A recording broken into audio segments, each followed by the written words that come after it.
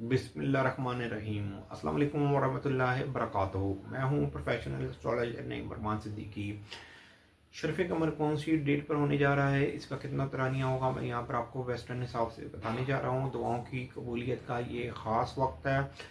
Time और date note कर लें। टाइम और डेट मैं पाकिस्तान के टाइम और डेट के मुताबिक आपको बताने जा रहा हूँ। अगर आप पाकिस्तान से बाहर हैं तो पाकिस्तान के टाइम के मुताबिक टाइम को मिला लें और ये देख लें कि आपकी कंट्री में ये वक्त कब शुरू होगा।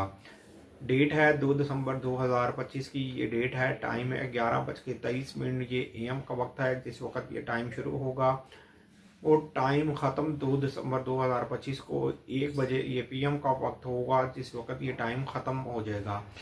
इस दरमियान में आप बैठ के अपने लिए दुआ करें, अपने प्यारों के लिए दुआ करें और हमें भी अपनी खुसूसी दुआओं में याद रखें।